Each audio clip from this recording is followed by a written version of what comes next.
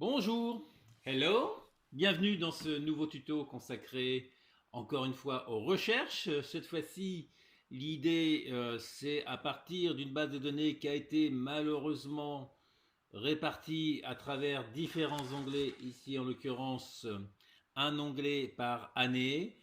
Je voudrais avoir la possibilité d'établir un classement des meilleures commandes pour les différentes années, enfin pour à chaque fois, pour une année déterminée à un endroit donné sur mon onglet statistique que je vais créer. L'hypothèse de départ, c'est que nous considérons que chaque montant est unique, c'est-à-dire que si deux commandes possèdent le même montant, seule la première des deux commandes qui arrive à l'intérieur de la base de données sera récupérée. Si on voulait les deux commandes, il faudrait mixer cet exercice-là avec l'autre tuto consacré aux recherches multi-résultats. C'est pas impossible, mais là ici ça demanderait trop de temps à réexpliquer tout. Donc je me concentre uniquement sur la recherche inter-onglet. Donc je vais créer mon onglet statistique sur une nouvelle feuille que je vais tout de suite replacer en dernier et renommé statistique. Voilà, et on va considérer qu'on veut effectuer une recherche sur une année particulière et l'année en question, plutôt que de la saisir, je vais dans l'onglet Données, validation des données, créer une liste déroulante, donc autoriser une liste avec les différentes années possibles. 2010, point virgule 2011, point virgule 2012, point virgule 2013. OK. Et puis s'il y avait besoin d'en rajouter, il suffirait d'aller en rajouter dans Données, validation des données et en rajouter à la suite en n'oubliant pas le point virgule. Donc voilà, donc là je choisis une année et ensuite donc on va dire je voudrais la performance la meilleure. Ensuite la meilleure avec un E c'est mieux. Ensuite la seconde, la troisième. Donc là, je me suis positionné sur la ligne numéro 4 pour faire la meilleure. Essayez de faire la même chose si vous faites l'exercice en même temps parce que ça a une importance par la suite. Ou alors, il faudra vous adapter à la situation, la quatrième, etc. Et là-dessus, je vais donc récupérer le montant de la commande et ensuite, je demanderai là aussi à récupérer une information. Alors, on va commencer déjà par le numéro de commande quand même. Numéro de commande. Et derrière, avoir la possibilité de récupérer un des autres items de la base de données. Donc pour ça, je vais recréer une liste déroulante, donner validation des données, autoriser à partir d'une liste. Et cette fois-ci, la source, je vais la définir à partir d'un des onglets, en considérant là aussi que pour chacun des onglets, c'est la même structure de base de données que l'on a, ce qui me permet ici de rapatrier toutes les étiquettes de la base de données. Je valide ça et puis donc voilà, on pourra demander, j'aurai le nom de l'employé pour cette commande-là en question. Pour l'année en question également, toujours, ce sera là la difficulté. Donc allons-y pour déterminer le montant le plus important, sachant que je veux une formule pour les 4 premiers ici, donc pas question d'utiliser la fonction max qui ne permettrait de récupérer uniquement la meilleure commande et non pas les autres. Donc pour pouvoir aller récupérer les suivantes, on va utiliser la fonction dans les fonctions statistiques, catégorie statistique. Donc là, je suis passé par fx pour faire apparaître l'assistant fonction, donc catégorie statistique. Il y a une fonction qui s'appelle grande valeur, qui permet d'aller chercher des valeurs selon leur indice en quelque sorte. Il existe de la même façon une fonction qui s'appelle petite valeur, qui marche de la même façon, exactement, de la même manière, mais qui va permettre de déterminer la plus petite valeur à l'intérieur d'une liste, puis l'avant-dernière, etc. Donc grande valeur. Alors dans un premier temps, je ne vais pas m'occuper de l'année 2011 ici, je la ferai intervenir plus tard. On va voir comment se construit la formule grande valeur à l'intérieur d'une seule base de données. Donc là, je vais aller par exemple sur 2010. Et 2010, on va lui montrer la colonne J. Et on va lui dire qu'on veut la plus grande valeur qui se trouve en position numéro 1, qui correspond au maxi. Voilà, je fais OK, et donc il me rapatrie ça. Donc évidemment, si je laisse comme ça et que je recopie la formule, partout il me récupère la même chose. Donc première étape. Donc il y a deux choses à modifier là-dedans. Le fait que ça doit s'adapter à l'année que je choisirai, et le fait que pour les autres cellules en dessous, je ne veux pas le numéro 1, je veux le numéro 2, 3, 4. Alors pour faire varier le numéro qui apparaît ici, qu'est-ce qu'on constate? Que le numéro 1 est sur la ligne numéro 4, le numéro 2 est sur la ligne numéro 5, le numéro 3 sur la ligne numéro 6. Bon, ça paraît bête de le dire comme ça, mais c'est important quand même à bien voir cette logique-là, parce qu'en fait, le numéro qui s'inscrit derrière, qui correspond à la position que l'on souhaite, ça correspond au numéro de la ligne, moins 3, les 3 lignes qui sont au-dessus. Ça veut dire que à la place du numéro 1 ici, que je vais effacer, on va faire intervenir une autre fonction. Donc l'autre fonction que je vais aller chercher ici à gauche de la barre de formule. Donc autre fonction. Et dans les fonctions, cette fois-ci, recherche et référence, il y a une fonction qui s'appelle ligne, qui permet de donner le numéro de ligne d'une référence. Et bien, c'est bien ce qui va m'intéresser, donc je valide ça. Et la référence en question, je vais prendre par exemple la cellule A4. Sachant que si on mettait rien au passage, on n'est pas obligé de mettre une référence dedans. Si on mettait rien là-dedans, il considérait le numéro de la ligne de la cellule dans laquelle se trouve la formule. Donc pourquoi pas ne rien mettre à ce niveau-là.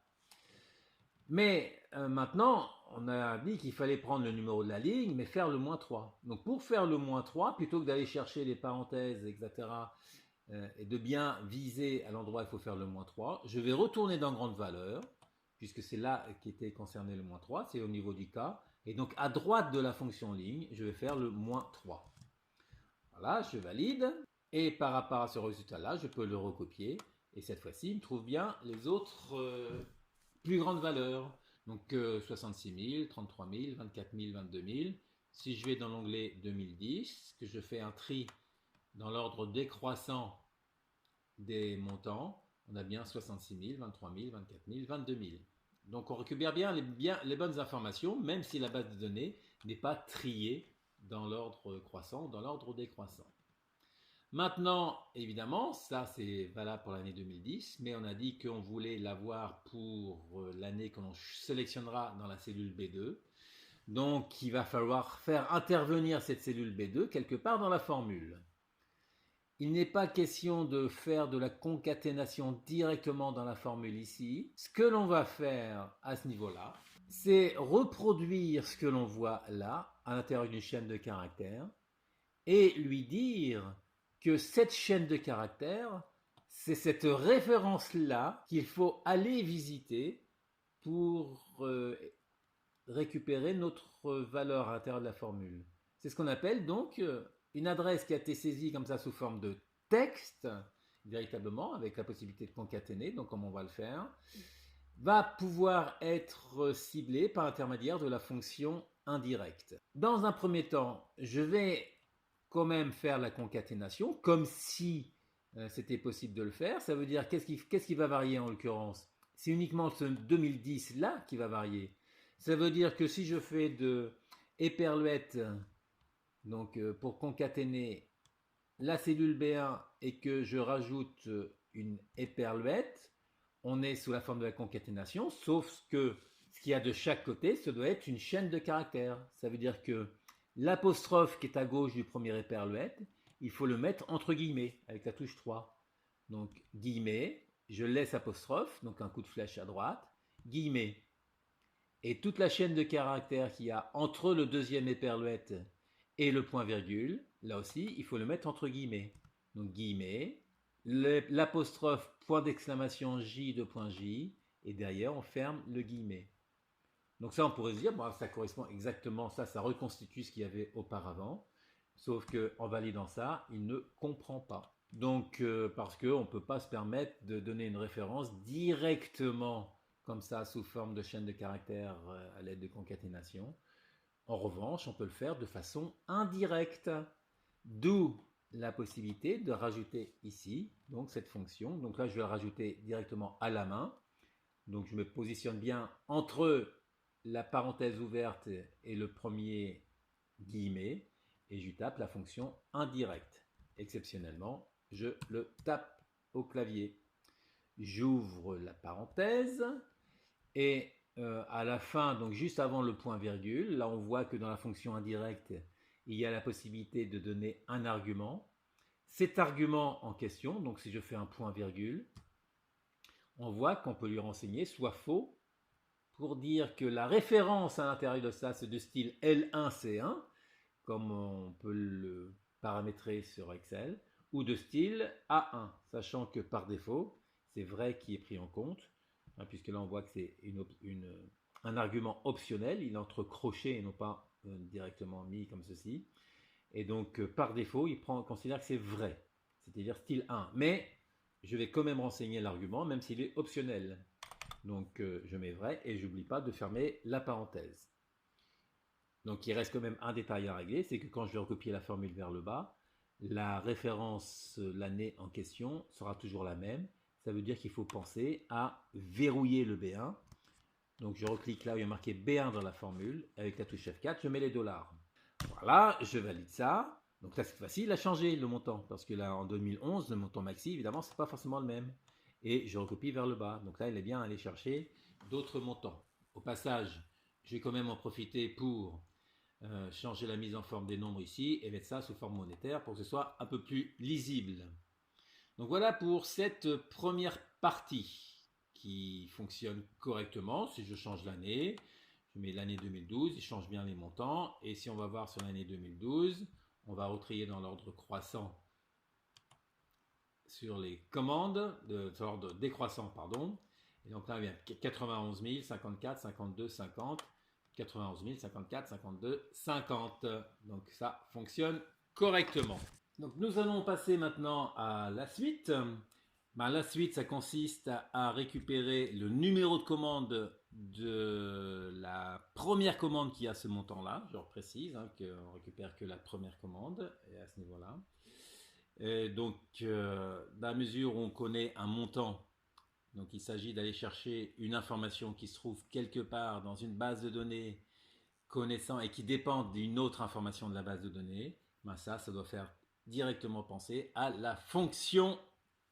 Alors certains vont sauter sur la fonction recherche V, mais si vous me suivez, vous savez que je n'utilise pas la fonction recherche V, je vais utiliser la fonction index qui fonctionne à tous les coups, contrairement à recherche V. En l'occurrence, comme il s'agit de récupérer le numéro de commande connaissant le montant, et comme dans la base de données, le numéro de commande se trouve à gauche du montant, il est impossible d'utiliser recherche V dans ces conditions-là. D'où l'intérêt de la fonction index. Donc voilà, index, donc on a conservé la première structure de la fonction index. Et donc là, même principe, il faut commencer par lui indiquer l'endroit où se trouve l'information, en l'occurrence le numéro de commande, à l'intérieur de la base de données du bon onglet. Donc là, on a vu tout à l'heure que pour cibler le bon onglet, il s'agissait d'aller chercher la fonction indirecte. Donc cette fois-ci, on va aller le faire avec la fonction indirecte. Donc le curseur clignote dans l'argument matrice. Je vais aller chercher la fonction indirecte, comme on l'a utilisé récemment. Elle est dans la liste ici, voilà. Référence texte, même principe que tout à l'heure, on démarre par lui mettre les apostrophes pour lui dire qu'on s'apprête à lui donner un nom d'onglet. Donc guillemets, apostrophe, guillemets. Faites attention parce que là c'est pas très lisible, hein, donc il faut bien suivre ce qui est dit. On concatène avec l'information qui se trouve en B1, qui correspond à l'année et en l'occurrence au nom de l'onglet. Et on va concaténer avec donc guillemets. On remet l'apostrophe, la touche 4 du clavier, le point d'exclamation et on va lui indiquer directement, on va le taper A2.A car le numéro de commande se trouve dans la colonne A dans des bases de données. Je ferme le guillemet et en argument A1, on va lui indiquer vrai. Attention, je ne valide pas la formule, je ne fais pas OK, car la fonction index n'est pas terminée. Ça veut dire que je viens dans la barre de formule recliquer là où il y a marqué index pour lui indiquer, alors dans un premier temps, puisqu'il n'y a qu'une colonne dans la matrice, on va lui indiquer 1 dans les numéros de colonne. Et dans le numéro de ligne, il s'agit de récupérer le numéro de ligne à l'intérieur de la base de données où se trouve le montant maxi, le premier montant maxi. Eh bien, le numéro de ligne qui correspond à une certaine information dans une base de données, ça doit faire penser, donc le curseur clignote dans l'argument ligne, numéro de ligne, ça doit faire penser à la fonction équive. Toujours dans recherche et référence, recherche et matrice, il y a la fonction équive qui renvoie donc la position relative d'un élément dans une matrice, etc. Je valide ça. Donc la valeur cherchée, c'est le montant de la commande, qui peut varier, donc puisque ça varie quand on va recopier la formule, donc là il ne faut pas mettre de F4. Au passage, je vois que j'ai oublié de mettre le F4 là-dedans, donc il faudra que je pense à le mettre tout à l'heure. Le tableau recherche, eh bien, le tableau recherche, là aussi, ça va dépendre de l'année. On n'est pas toujours sur le même onglet. Ça veut dire qu'on va repartir sur une fonction indirecte. Donc le curseur clignote dans le tableau recherche, à gauche de la barre de formule. Je retourne chercher la fonction indirecte. On va refaire le même principe. Guillemets, apostrophe, guillemets, et donc, concaténer la cellule B1. Cette fois-ci, je ne vais pas oublier de le verrouiller avec la touche F4. Et apostrophe, point d'exclamation pour lui spécifier que ce qu'il y a devant, c'est un nom d'onglet et non pas une référence réelle. Et les montants, il faut se rappeler que les montants se trouvent dans la colonne J de la base de données. Donc J, 2.J. Il n'a pas question d'aller les chercher directement à l'aide du curseur. Là, il faut écrire puisqu'on est en train d'écrire du texte dans des guillemets. Je ferme donc le guillemet et la valeur A1, enfin la référence A1 ici. Oui, donc là, il met non valide parce que j'ai oublié de concaténer l'éperluette entre le B1 et le guillemet ici. Donc pensez bien à mettre l'éperluette. Et en A1, on va les mettre vrai. La fonction équive n'est pas terminée, si je ne me trompe pas. Donc je reviens dans la fonction équive, cliquer sur la fonction équive à l'intérieur de la barre de formule pour lui dire que le type c'est 0, considérant que on veut récupérer la position du montant tel qu'il est écrit ici, non pas une valeur approchée. Voilà, et donc je valide ça. Et donc on récupère un numéro de commande, voilà, les différents numéros de commande. Donc oui, là il nous met ref, pourquoi? Parce que, comme je l'avais dit tout à l'heure, j'ai oublié de verrouiller le premier B1. Donc je me mets dedans, F4, je valide et je recopie la formule. Voilà, donc 10 865, 817, 479, etc. pour 2012, 865, 817, 479, 500 machin chose. Et si je retrie la base de données dans l'ordre croissant des numéros de commande et non plus des montants, donc on a bien toujours les mêmes résultats, ils n'ont pas changé. Ça veut dire que quel que soit l'ordre de tri, on récupère bien les bonnes informations. Maintenant, on va passer à la plus compliquée. La plus compliquée, c'est donc à partir de là, je voudrais récupérer soit le nom de l'employé ou le nom du produit qui correspond à cette commande-là. Donc une seule information. On y va, donc toujours selon le même principe, ça va commencer exactement de la même façon. Hein. Il s'agit d'aller récupérer une information qui dépend d'une autre information dans une base de données. Donc on va aller se réfugier dans la fonction index. Toujours le réflexe. Dès lors qu'il s'agit d'effectuer une recherche à l'intérieur d'une base de données, bien souvent, il s'agit d'aller chercher la fonction index. La matrice, même principe que précédemment. La base de données, on ne peut pas aller la pointer directement, donc on va aller chercher la fonction indirecte. La référence texte, guillemets, apostrophe, guillemets, toujours même principe, que je concatène avec B1 parce que le produit correspond au nom de l'onglet tel qu'il a été défini ici. Cette fois-ci, je n'oublie pas de le verrouiller avec la touche F4. et je concatène, donc éperluette toujours, hein, je rappelle, l'éperluette c'est la touche 1 sur le clavier, avec guillemets, apostrophe, point d'exclamation. Et cette fois-ci, on est face à une difficulté, car le numéro de colonne, lui, va varier en fonction justement de l'information que l'on souhaite avoir. Or, en référence à 1, oui, j'ai oublié, oui, donc là, il faut terminer ici, mais je terminerai après. En référence à 1, on nous dit que style 1, c'est vrai ou omet, c'est-à-dire que si on laisse les références de cellules sous la forme 1, ça veut dire qu'un numéro de colonne, c'est obligatoirement une lettre. Alors la lettre, on va avoir du mal à la faire correspondre au produit, enfin à l'item que l'on souhaite récupérer dans la base de données. En revanche, la référence en style L1C1, là on va s'intéresser à un numéro de colonne. Et là c'est beaucoup plus intéressant. Ça veut dire que derrière ici, derrière donc l'apostrophe, on va lui dire qu'on s'intéresse à une certaine colonne. Donc on va lui mettre le C, non pas de la colonne C de la base de données, mais pour lui dire qu'on s'intéresse à une certaine colonne.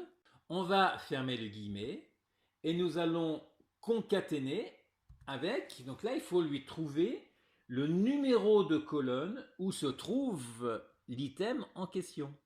À quel emplacement dans la base de données se trouve l'information qu'on souhaite récupérer? Un emplacement relatif à l'intérieur d'une série connaissant le nom de la série en question. Pardon, il ne faut pas cliquer directement dessus. Mais ça doit faire penser à la fonction équive. Donc, nous allons chercher la fonction équive. On se retrouve avec cette anomalie d'alignement dans les assistants fonctions qu'on a déjà remarqué précédemment. Donc pour corriger ça, je rappelle, un petit aller-retour dans la barre de formule, je me remets sur indirect, je reviens sur équive et on se retrouve correctement avec les alignements bien présentés.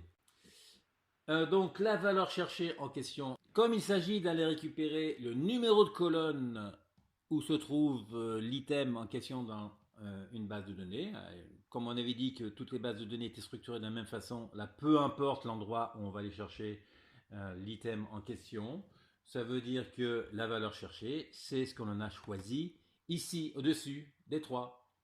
Et ce sera toujours à cet endroit-là. Donc pensez à le verrouiller. F4. Si vous voulez récupérer deux informations, il suffirait de déverrouiller la colonne D à cet endroit-là pour laisser uniquement le dollar à gauche du 3. Le tableau recherche, là, on peut directement aller pointer dans une des bases de données, puisque la structure est la même. Donc je vais dans 2010 et je vais lui pointer l'ensemble des items ici. Et cette fois-ci, il faut penser à le verrouiller parce que quand on va recopier vers le bas, il faut qu'il reste toujours au même endroit. Et le type 0.